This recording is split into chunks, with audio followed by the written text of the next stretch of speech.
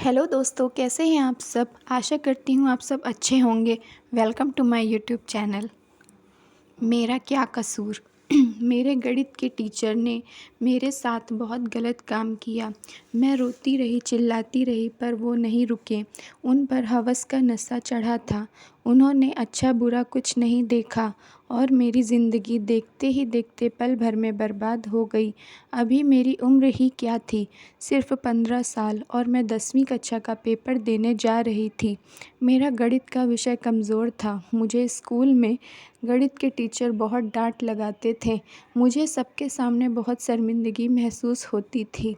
एक दिन की बात है, सर ने मुझसे कहा, तुम अपनी गणित सही करना चाहती हो तो मेरे घर आकर ट्यूशन ले सकती हो। मैं भी अच्छे नंबरों से पास होना चाहती थी, इसलिए मैंने उन्हें हाँ बोल दिया था। मैं उनकी कोई चाल समझ ना सकी। मैं छुट्टी के बाद जब घर पहुंची तो मैंने अपनी मम्मी को बताया कि गणित वाले सर ने मुझे ट्यूशन देने के लिए कहा है। तो मम्मी ने कहा, ठीक है, चली जाया करो, वैसे भी परीक्षा निकट है, जितना पढ़ोगी अच्छा है। मैं शाम को सर के घर ट्यूशन पढ़ने के लिए चली गई। जैसे ही मैंने डोर बेल बजाई, सर ने तुरंत ही दरवाज़ा खोल दिया। ऐसा लग रहा था मानो सर मेरा इंतज़ार ही कर रहे थे। वह बोले, अंदर आओ सौम्या। मैं अंदर चली गई। वह बोले, बैठ जाओ। मैं सोफ़े पर बैठ गई। सर अंदर गए और मेरे लिए एक गिलास पानी लेकर आए। मैंने पानी पीने के लिए मना कर दिया और अपनी किताबें निकालने लगी। सर अकेले ही रहते थे। सर ने कहा, मेरा घर नहीं देखोगी। मैंने कहा, सर पढ़ाई करते हैं, बाद में घर देख लूँगी। वह बोले, अरे ऐसा कैसे चलेगा, तुम पहली बार मेरे घर आई हो, चलो पहले तुम्हें अपना घर दिखाता हूँ, फिर आकर पढ़ाता हूँ। सौम्या बोली, ठीक है सर जी, चलिए।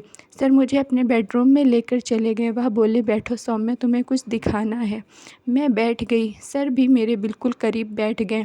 मैं थोड़ा घबरा गई। सर ने मेरा हाथ अपने हाथ में ले लिया और मुझसे बोले, मैं तुम्हें बहुत पसंद करता हूँ, क्या तुम मेरी गर्लफ्रेंड बनोगी।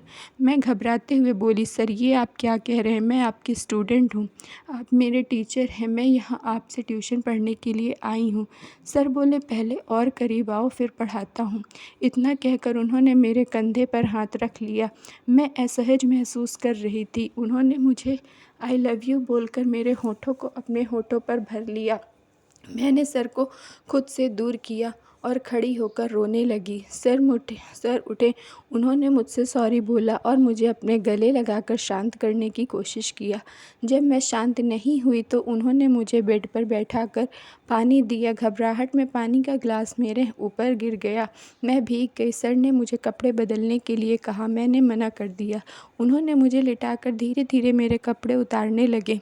मैं डर के मारे सिमट गई। जैसे ही उनका हाथ मेरे सीने पर पड़ा, मैं चिल्ला उठी, लेकिन वहाँ सुनने वाला कोई नहीं था। उस हवस के पुजारी को मेरे ऊपर बिल्कुल दया नहीं आई। देखते ही देखते मेरी इज्जत तार तार हो गई थी।